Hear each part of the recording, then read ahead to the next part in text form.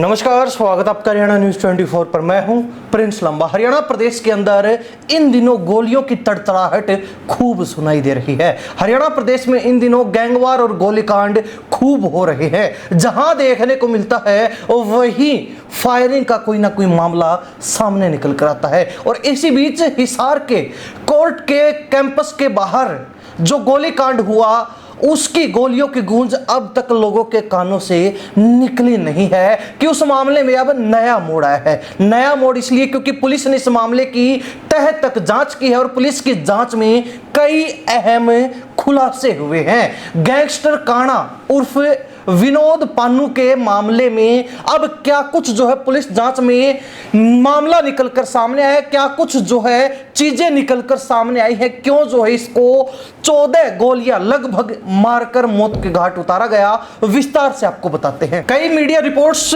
में यह दावा किया गया है कि पुलिस के मुताबिक मौके से जो आरोपी पकड़ा गया वो खरड़ गांव निवासी राकेश है, जो पहले दिल्ली में कैब चलाता था और कई दिनों से विनोद पानू उर्फ काणा की रेकी कर रहा था। विनोद पानू की अजीत खुराना से दुश्मनी थी।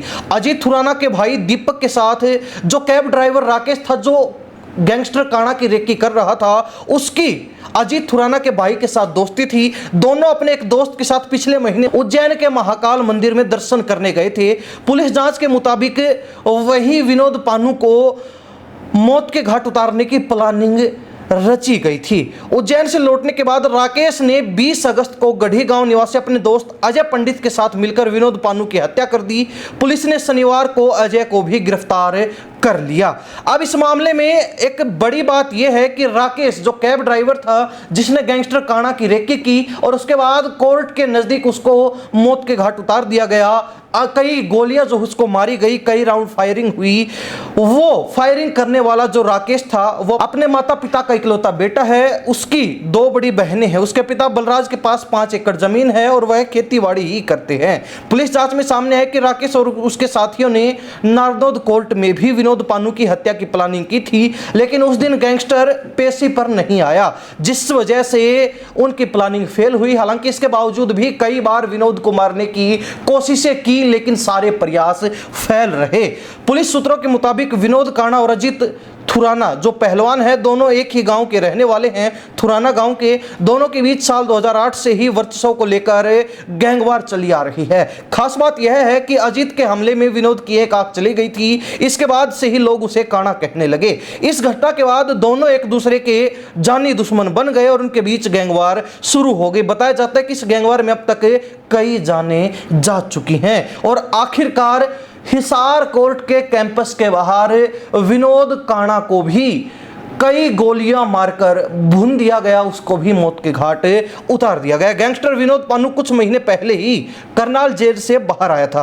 जेल से बाहर आने के बाद वह खुद को असुरक्षित महसूस करता था, इसलिए वह अपने साथ 12 से 15 लड़कों को रखता था और बुलेट प्रूफ फॉर्च्यूनर गाड़ी में घूमता था। वहीं दूसरी ओर अजीत खुराना गैंग बदला लेने के लिए लगातार विनोद पानू की हर गतिविधि पर नजर रख रही थी। इसी दौरान उन्हें पता चला कि 20 अगस्त को विनोद पानू की कोर्ट में सुनवाई है। इसके बाद वो पहले से ही घात लगाकर बैठ गए थे।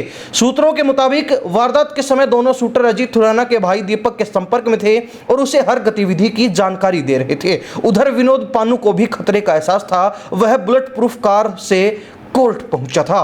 विनोद अपनी गाड़ी को हिसार कोर्ट के अंदर ले जाना चाहता था। सीसीटीवी में दिखाई भी दे रहा है कि विनोद काणा और उसके साथियों ने गाड़ी अंदर ले जाने का प्रयास किया, लेकिन वहां मौजूद सुरक्षाकर्मी ने गाड़ी को अंदर नहीं जाने दिया।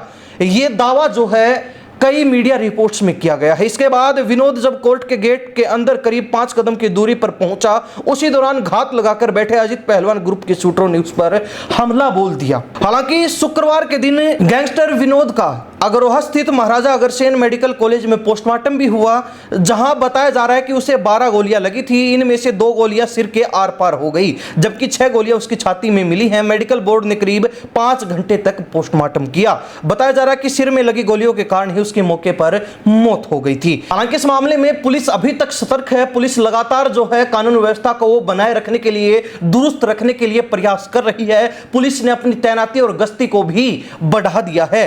हालांकि इस मामले मामले को लेकर हिसार एसपी सिद्धांत जैन ने बताया कि गिरफ्तार आरोपी राकेश खरड़ को अदालत में पेश किया गया, जहां से उसे 3 दिन के पुलिस रिमांड पर लिया गया है। रिमांड के दौरान आरोपी से वारदात के कारण, घटनाक्रम, फायरिंग में इस्तेमाल हथियार और वारदात में शामिल अन्य लोगों की भूमिका के बारे में गहनता से पूछताछ की जाएगी। एसपी ने बताया कि राकेश दिल्ली में कैब ड्राइवर था और उसके खिलाफ 7 केस दर्ज हैं।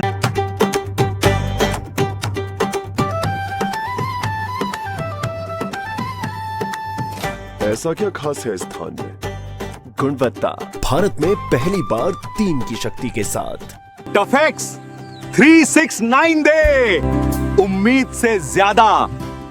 दूसरे आरोपियों की भी पहचान हो चुकी है, हालांकि अब तक उनकी स्थिति इस मामले में स्पष्ट नहीं हुई है। जो इस मामले से पर्दा उठेगा, त्यों जो भी लोग इस मामले में शामिल हैं उनको गिरफ्तार कर लिया जाएगा। पुलिस मामले की गहनता से जांच कर रही है, कोई भी चूक ना हो इसका विशेष ध्यान रखा जा रहा है। रिमांड के दौरान सामने आने वाले तथ्यों के आधार पर ही आगे की कानूनी कार्रवाई किसके खिलाफ करनी है वो पुलिस तय करेगी, ये जो है एसपी का कहना है। लेकिन इस मामले ने कहीं ना कहीं पुलिस की कार्यशैली पर सवालिया निशान जरूर लगा दिए। लोगों को एक बार फिर हरियाणा प्रदेश की पुलिस के ऊपर संदेह